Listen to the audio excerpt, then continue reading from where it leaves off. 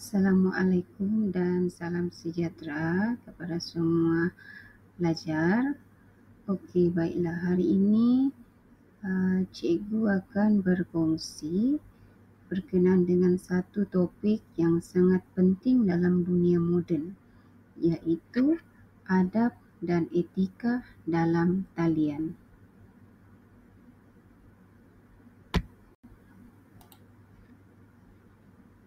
Okey, kita semua menggunakan internet setiap hari.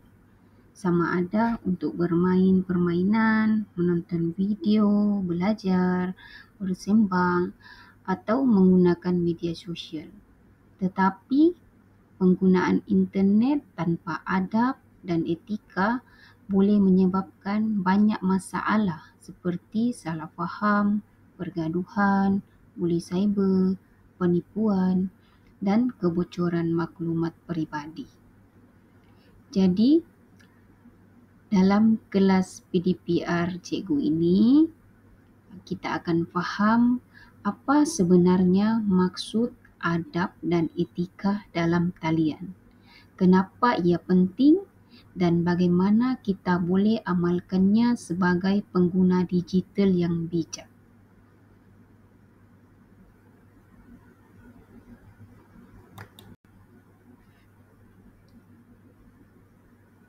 Okey, baiklah. Mari kita lihat apa itu adab dalam talian.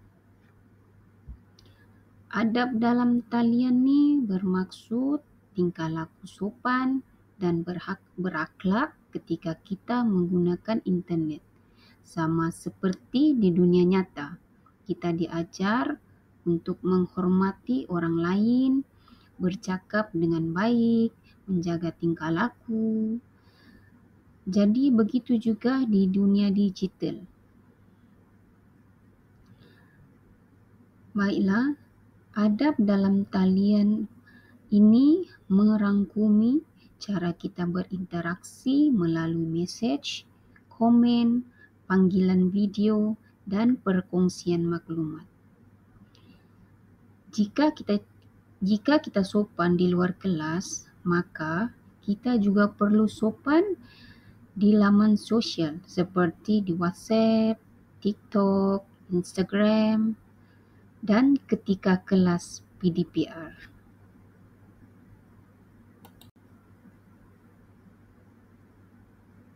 Okey, baiklah. Mari kita teruskan dengan apa itu etika digital. Etika dalam talian pula ialah prinsip moral atau peraturan betul, salah yang perlu kita ikut ketika berada di internet. Etika ini bukan sekadar sopan sahaja, tetapi juga melibatkan tanggungjawab dan keselamatan.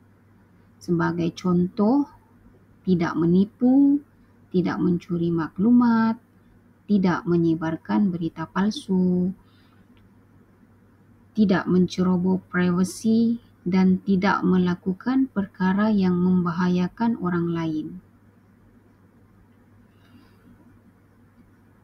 Jadi, etika dalam talian ini menjadikan internet tempat yang lebih selamat dan harmoni untuk semua pengguna. Seterusnya, kita lihat adab dalam talian. Baiklah, antara adab yang perlu diamalkan oleh pelajar ialah pertama sekali, kita kena menggunakan bahasa yang sopan. Sebagai contoh, elakkan perkataan kasar, ejekan atau ayat yang boleh menyakitkan hati orang lain. Kedua, menghormati privasi orang. Seperti jangan memuat naik gambar, video atau maklumat orang lain tanpa izin. Yang ketiga, berfikir sebelum menaip. Kerana setiap mesej atau komen yang kita boleh meninggalkan kesan. Jadi, apabila sudah viral, sukar untuk dipadam.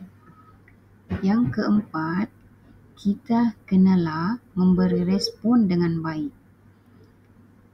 Jika ada yang bertanya atau mengantar mesej, balas dengan sopan.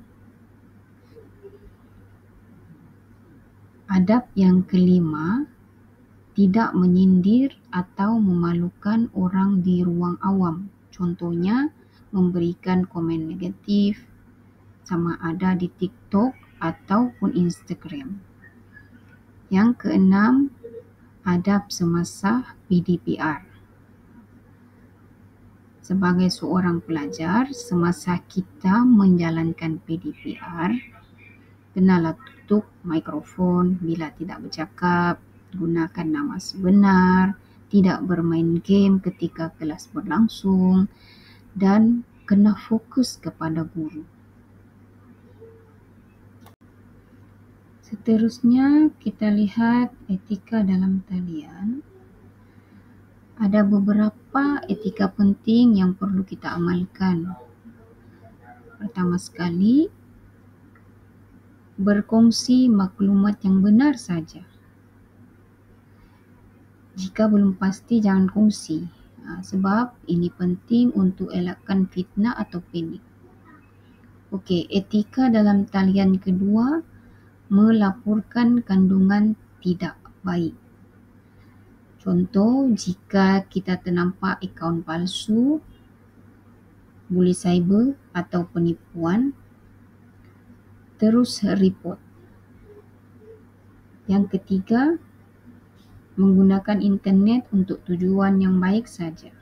Contohnya, aktiviti pembelajaran, hiburan sehat, atau membantu orang lain. Seterusnya, memastikan keselamatan akaun. Bagaimana memastikan keselamatan akaun ini? Kita gunakan kata laluan yang lagi selamat, yang kukuh ataupun yang kuat. Jangan sesekali berkongsi password dengan orang lain dan aktifkan verifikasi 2 langkah. Dan yang terakhir, menghormati hak cipta orang lain. Maksudnya, jangan mengambil gambar atau muzik orang lain tanpa memberi kredit atau izin. Seterusnya, kita lihat perkara yang perlu dielakkan di dalam talian.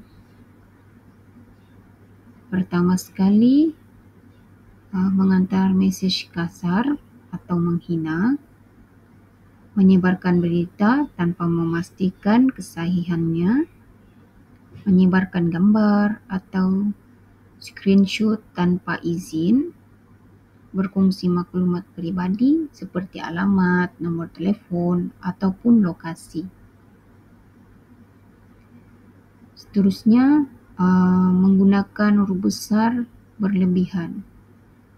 Kerana maksudnya kalau menggunakan huruf besar berlebihan ni dianggap macam marah.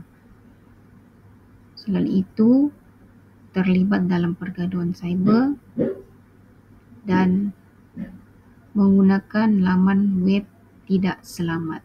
Itu adalah antara perkara-perkara yang perlu kita elakkan semasa dalam talian. Seterusnya, kita lihat kepentingan adab dan etika dalam talian. Kenapa penting? Baiklah, kenapa ia penting? Supaya kita tidak melukakan hati orang lain, membina imej diri yang baik, menjadi pelajar yang bertanggungjawab, menjaga keselamatan diri dan maklumat peribadi, menggunakan internet secara sihat dan positif, mengelakkan masalah disiplin dan undang-undang, dan mewujudkan suasana pembelajaran yang sihat. Baiklah, Secara kesimpulannya, adab dan etika dalam talian ini sangat penting untuk keselamatan dan keharmonian.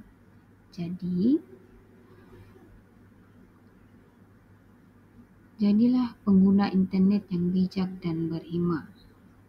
Kita kena ingat, apa yang kita tulis di internet mencerminkan diri kita.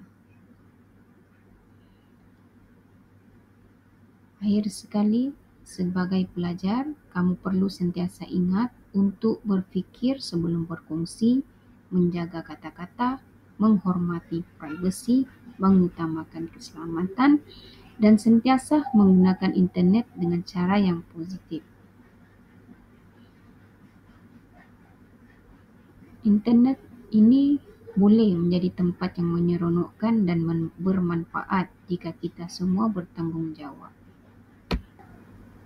Baiklah, ini sahaja daripada cikgu untuk pembelajaran daripada cikgu hari ini. Terima kasih pelajar-pelajar kerana fokus. Kalau kamu ada soalan, boleh tanya cikgu ataupun boleh PM cikgu terus. InsyaAllah nanti cikgu akan jawab persoalan kamu. Sekian dan terima kasih. Assalamualaikum.